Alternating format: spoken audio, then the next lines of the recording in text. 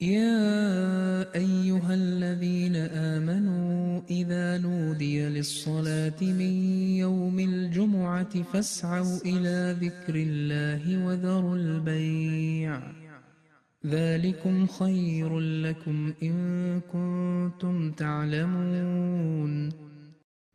நம்பிக்கை கொண்டோரே, வெள்ளிக்கிழமை தொழுகைக்காக அழைக்கப்பட்டால் அல்லாஹுவை நினைப்பதற்கு விரையுங்கள், வியாபாரத்தை விட்டுவிடுங்கள்.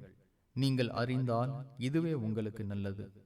فإذا قضيت الصلاة فانتشروا في الأرض وابتغوا من فضل الله واذكروا الله كثيرا لعلكم تفلحون. தொழுகை முடிக்கப்பட்டதும் பூமியில் அலைந்து அல்லாஹுவின் அருளை தேடுங்கள், அல்லாஹுவை அதிகம் நினையுங்கள், நீங்கள் வெற்றி பெறுவீர்கள்.